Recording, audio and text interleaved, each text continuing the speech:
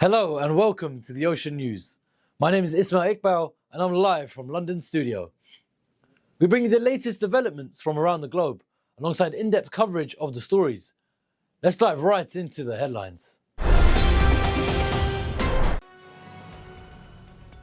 Israeli Prime Minister Benjamin Netanyahu has confirmed that weapons supplied by Tel Aviv were used by India during Operation Sindoor, the cross-border military campaign in which New Delhi attacked Pakistani positions under the pretext of targeting terrorists.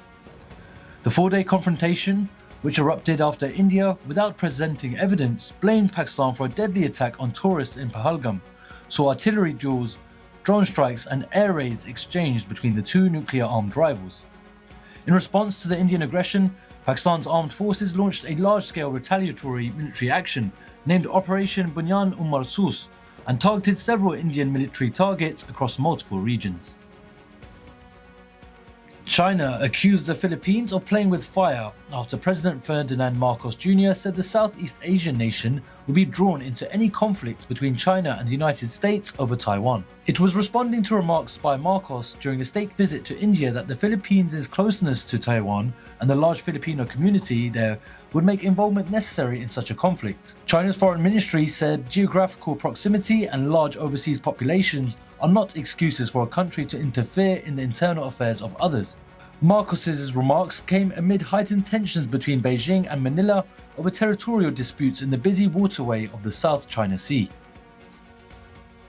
Israel's political security cabinet approved a plan to take control of Gaza City as the country expands its military operations despite intensifying criticism at home and abroad over the devastating almost two-year-old war. The IDF will prepare to take control of Gaza City while providing humanitarian aid to the civilian population outside the combat zones, Prime Minister Benjamin Netanyahu's office said in a statement referring to the Israeli Defense Force. The Dutch government ruled out recognizing a Palestinian state for now despite growing public concern over Gaza, but said Israel's actions in the war-ravaged territory were eroding its own security. The Netherlands' stance is in contrast to that of some NATO allies, most notably France, which has said it will recognize Palestinian statehood in September. Britain has said it will also do so unless Israel takes steps to relieve suffering in Gaza, where starvation is spreading, and agrees a ceasefire. British Prime Minister Keir Starmer said Israel's decision to take control of Gaza City was wrong, and urged the government in Jerusalem to reconsider. He said the Israeli government's decision to further escalate its offensive in Gaza is wrong, and we urge it to reconsider immediately. This action will do nothing to bring an end to this conflict or to help secure the release of hostages. It will only bring more bloodshed.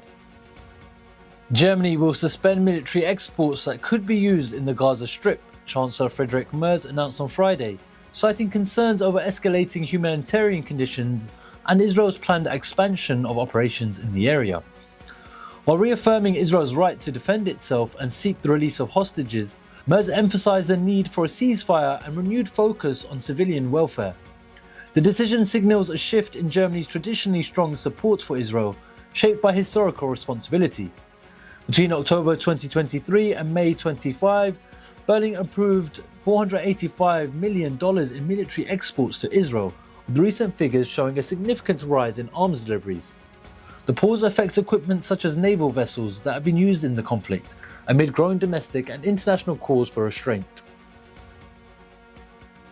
In a recent phone call, Chinese President Xi Jinping emphasized the importance of dialogue between Russia and the United States. He expressed hope that both nations would maintain contact and seek peaceful solutions to ongoing tensions surrounding the Ukraine conflict. This diplomatic appeal reflects China's interest in regional stability and global peace efforts.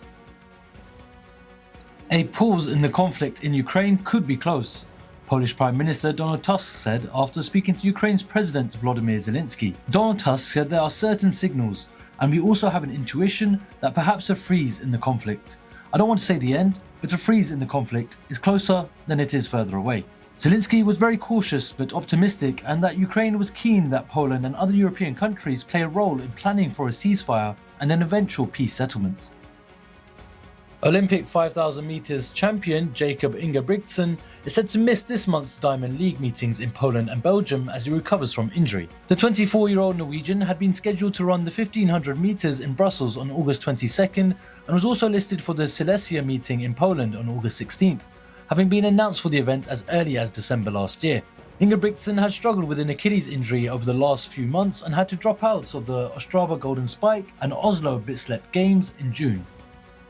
George Clooney just praised Adam Sandler and his film Happy Gilmore 2. The iconic actor insisted that the comedy shows off more of Adam's talent, gushing over his acting skills ahead of Jay Kelly's release, a film where the two co-starred together and will be released on November the 14th. George said, "This film, more than any film Adam has done, shows what a beautiful, heartfelt, soulful actor he is."